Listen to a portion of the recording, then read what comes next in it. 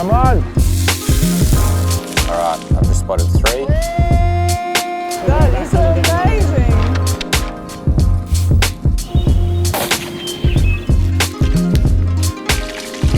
No, it's so delicious. Today I'm going to be making a tiramisu. It's not the traditional tiramisu, it's a tiramisu with a little bit of an add-on that comes from the Northern Rivers. Some buddies of mine up at Brookie's Gin have made a macadamia and wattle seed liqueur, and the first time I had this, I was like, oh my goodness, this is fantastic. The reason why I've decided to do a tiramisu is essentially because of you, Fiona. Fiona is Hans' mum, my mother-in-law. She makes the most phenomenal tiramisu. It's one of my favorite desserts that she makes. And I actually asked her for her recipe for the last book that we wrote. I'm not a very good desserts or pastry guy. I feel like I'm suited better to the fire and a bit of our savory, but even I can pull this dessert off. After I tasted the Brookie's Gin, and then I've had the tiramisu that came from Fiona, I was like, I feel like I need to put these two guys together somehow because the flavor profile is fantastic. So what I've decided to do, instead of mixing a traditional like Kahlua or a Tia Maria, I decided to use this macadamia and wattle seed liqueur. Brings a little bit of an Australian twist into something that's very, very classic Italian. Anybody can make this. I can make this, and I'm shit at this sort of stuff. So it's all about just following the steps. It's very, very simple. I've got 6 eggs. I've got 100 grams of caster sugar. I'm gonna whip those until I find a beautiful sabayon forming. And I've got a really strong and stiff peak. And I need a high-powered machine to be able to do that. So I don't feel as though you can achieve the same results with like the handheld egg beater guys. I think you need to use a proper unit. I'm just gonna add a little bit of vanilla bean into that sugar mix there just to bring in a little bit more depth of flavor. And then I'm gonna fold through my mascarpone and I'm gonna make some beautiful layers using the Savoiardi biscuits that have been dunked into the espresso and the macadamia liqueur. So let's get on with it. It's very important. This is a hot tip that I do remember from pastry back in the day, Klaus Huber, thank you. If you add your egg yolks to your sugar without whisking them quickly, you will find that you start to spider your eggs. And that means that the sugar will start to cure the egg yolk and it makes these really firm ribbons that are very, very difficult to eradicate. So you should always do your egg yolk first.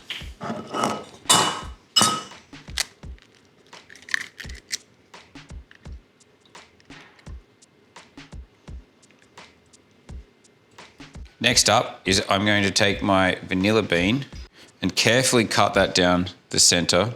Then using the back of your knife, pull the vanilla pods and you can get all these little bad boys.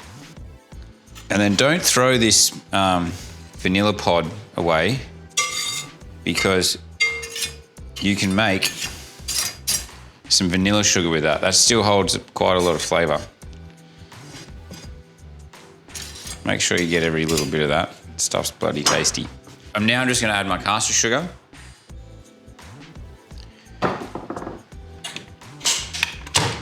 And we're on the pastry section, crushing it.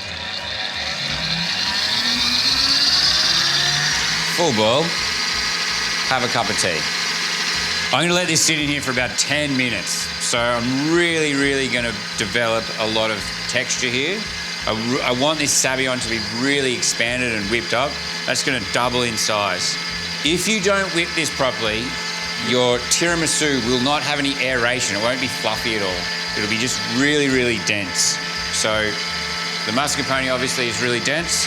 What we're gonna do is we're gonna make this lifted right up with the sabayon, nice and fluffy. And then we're gonna add all of our cream, or our mascarpone, sorry, cheese. And then we're gonna fold that through and we get a beautiful velvety result.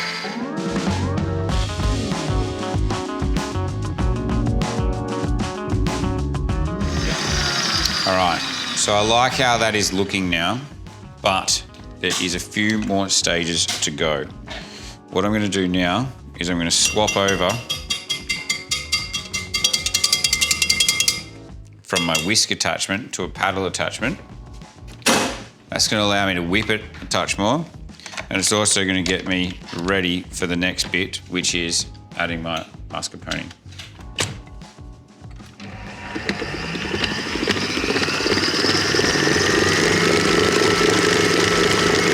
So as you can see, the paddle attachment on these is just a touch more aggressive, and I can really use it to scrape the sides of the bowl.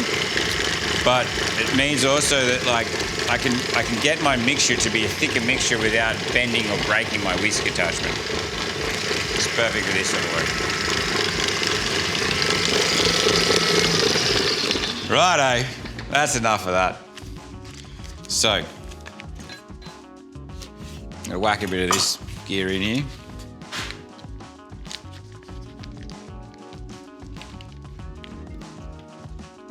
I'm just going to add my mascarpone cheese, and then I'm going to give that a further little whip around.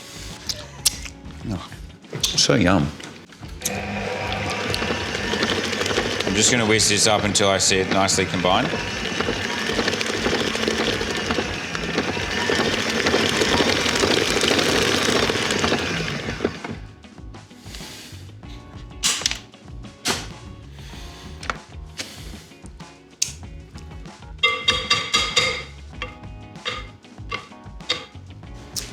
Oh man, yum.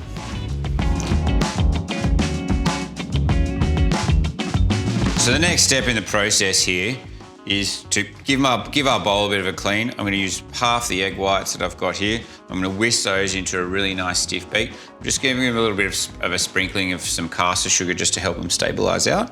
And then I'm going to fold that mixture very, very gently into my Sauvignon and mascarpone mix.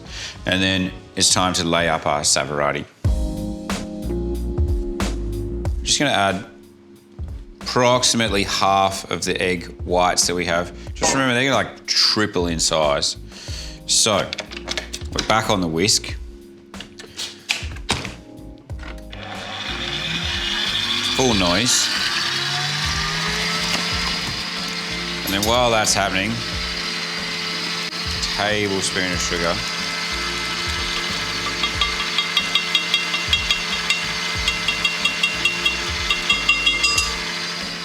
To help stabilize out those egg whites.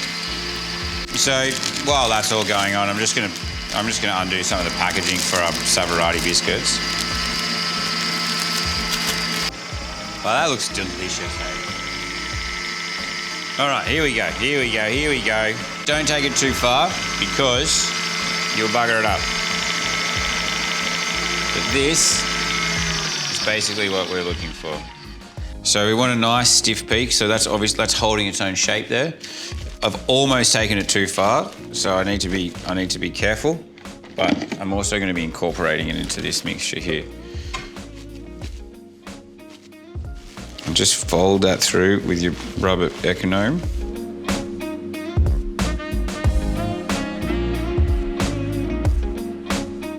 And that's just going to bring another level of aeration into our mix.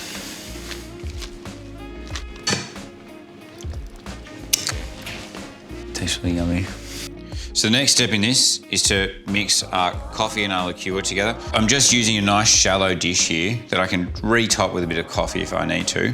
I can quickly deal with my biscuits, turn them over and get them into my serving pot. The trick here is to not let the biscuits be in the liquid for too long. Too long in the coffee, like soggy and disgusting, and not long enough, it's like eating chalk. So you want to find your happy medium there.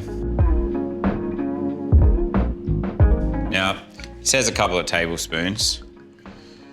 We're all adults here. I reckon that's a good couple of tablespoons. What do you reckon?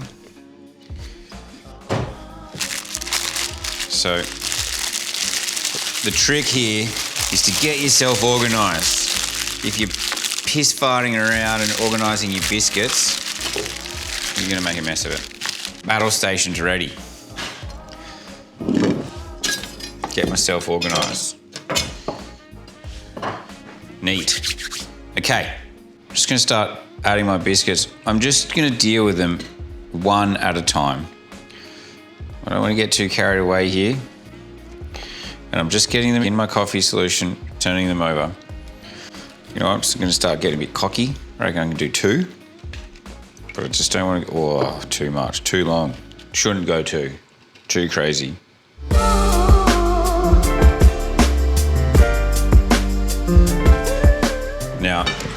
I'm going to take my mixture.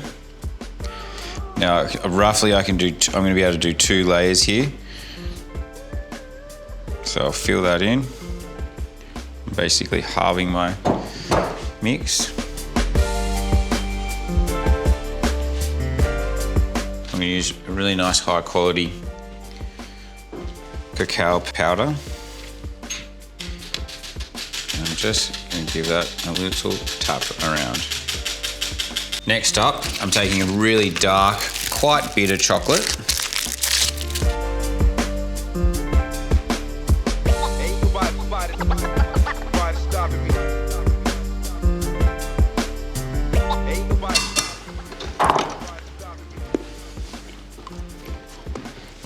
And then just repeat that process.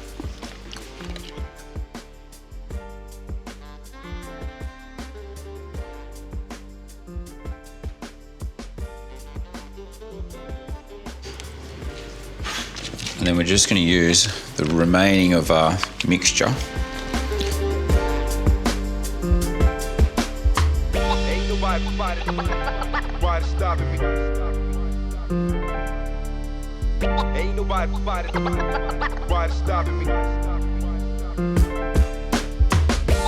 Okay, we're done. We're done here. All we need to do is let this sit overnight in the fridge.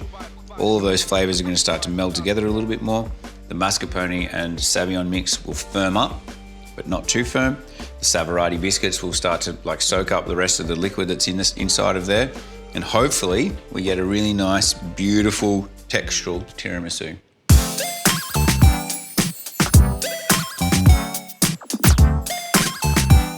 We made our tiramisu yesterday, we've constructed that, then we've let that sit overnight. That is the most important thing about this. Do not try and rush that along. You could probably get away with making it in the morning if you got up at 4 a.m. and laid out your Savoiardi, but just let it sit overnight. It'll do its thing and you'll be much better off for it. I've used a really dark 90% cocoa chocolate over the top because I want some bitterness to be introduced because obviously the Sauvignon is very, very sweet. I think it's time to plate this thing up. Let's see how it looks.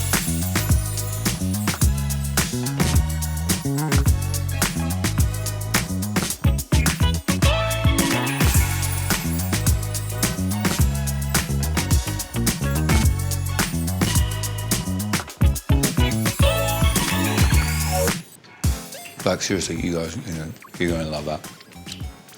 And that is my tiramisu. Actually, it's not my tiramisu, it's Fiona Reed's tiramisu. Thank you so much. You're an incredible mother-in-law. Love you very dearly. Amazing recipe. Thank you.